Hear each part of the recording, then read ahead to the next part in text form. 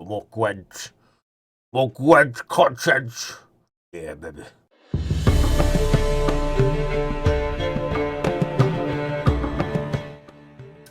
How's it going, everyone? King Blacktooth here again with another Gwent video for you.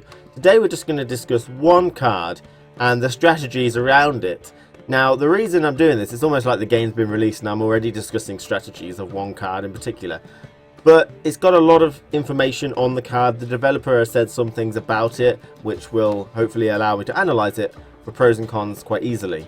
So it's a 0 strength melee character card, and it is loyal. You're the farmer, and it's loyal to you.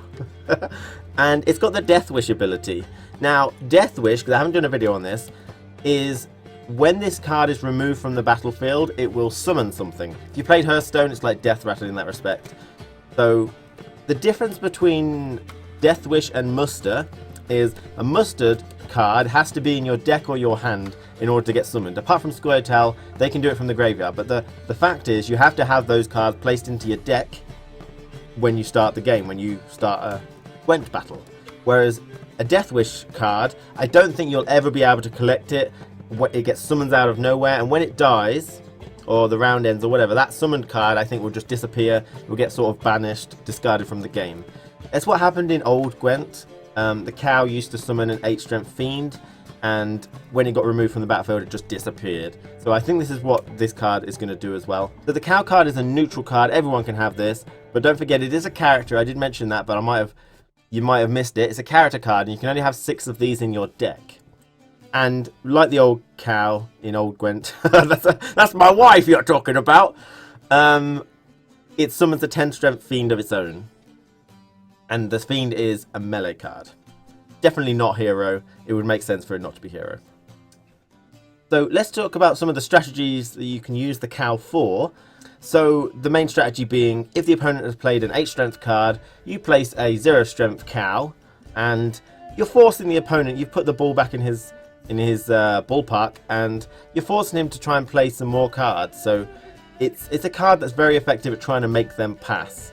That's always been its main strength, and you get extra strength the next turn. But one of the most interesting things about the prize winning cow over the crappy cow of old Gwent, that wasn't even prize winning, is its Death Wish ability, which they both kind of had, which states when this card is removed from the battlefield it will summon blah blah blah blah blah.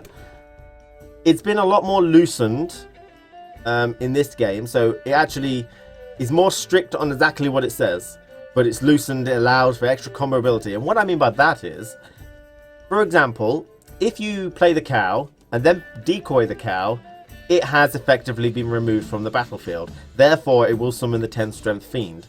In old Gwent, that didn't happen. For some reason, it only counted when it got removed at the end of the round. It may have counted with Scorch, but it was so hard. I've never seen it being scorched because it's 0 strength. Okay, so now you can effectively play a cow, decoy over for 10 strength. Play a cow, decoy over for 10 strength. Play a cow, decoy over for 10 strength. And you're effectively, what you're doing there is, every time you play a decoy, you're not losing card advantage. Okay, you're keeping the same amount of cards in your hand. So you're effectively slowing your card play by 3 that particular sequence, if you manage to do that, and that's 30 strength on the board. So that's really, really impressive. And anything else that will remove it from the battlefield. Now, what I said is that Scorch, it never gets scorched because it's so low. Epidemic is a very viable way to get rid of prize winning cow now. It could screw up some people's strategies of keeping the strength for next turn as well. So another interesting strategy you could use the prize winning cow for is to protect from the rear. And what I mean by that is, since it's 0 strength, you can protect from plague effects quite well with this card.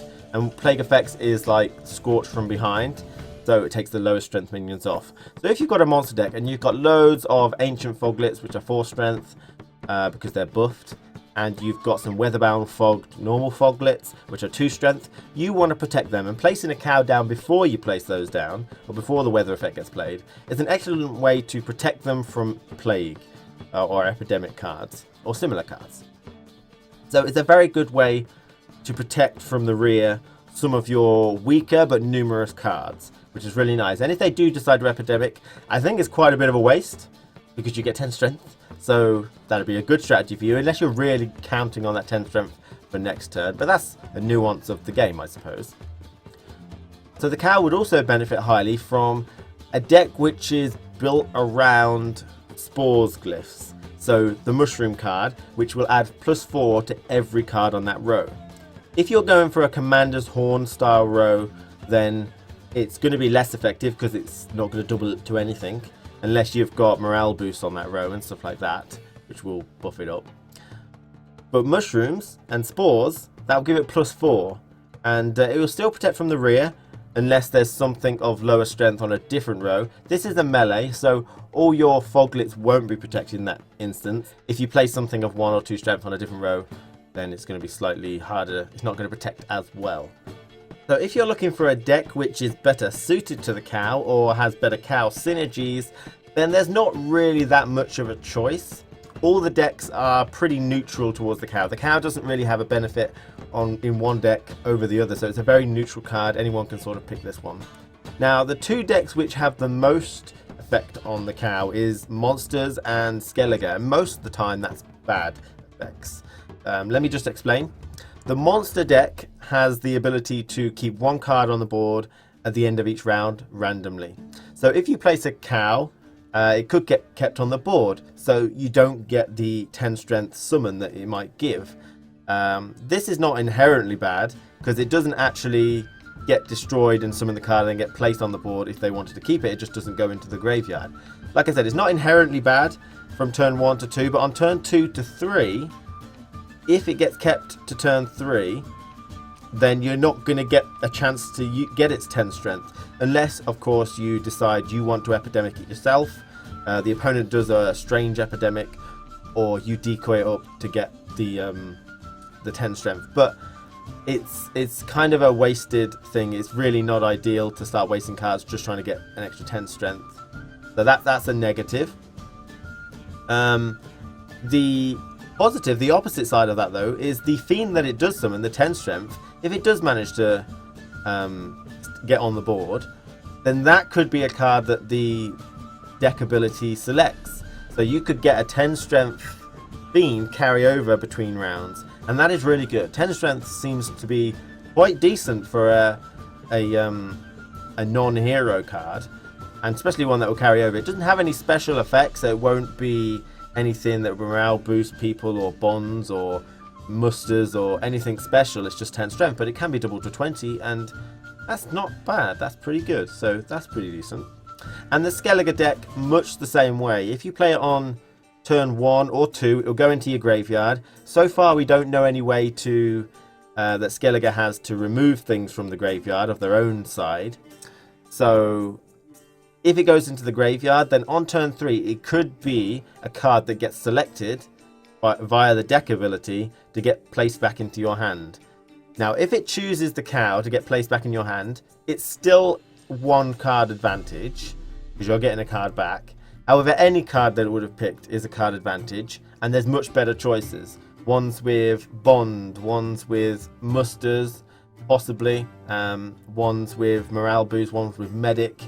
Lot better choices than just a 0 strength cow that really probably won't use its Death Wish ability again, unless, again, you epidemic it out or decoy it or something like that. The only benefit that could possibly have is that you could use the cow again to defend back rows from an enemy who has been holding back a plague effect, which is the opposite Scorch. So you could still use it to defend on turn 3, but you know, that's a nuance which we have yet to see if that's the meta game. And the other two decks, Scoia'tael, they have no real effect on it as a deck so far, because it's not a swap ability card, so it's not going to get transformed by its deck ability or anything. And Northern Realms, they can copy a loyal troop. It is loyal, but it's not a troop. It's a character card, so that's not useful either. So the cow, in general, is a very interesting card. I like that they've broadened its horizons. You can use it in a multitude of ways now, which is really nice. So it will give it some extra depth. With the introduction of the epidemic plague effects and other plague effects, that usually I bet some cards will have a plague effect as well. And the ability to sort of decoy it out, it adds a lot more breadth to the card, and I really like that. So if you guys got any other ideas towards how you could use a cow, and any comments that you want to make on it, let me know, because I'm always interested to hear that type of thing. And until next time, look to the future, and I'll be there, King Blacktooth, as always. Take care, everyone. I'll see you next time. More Gwent content. Yeah, baby.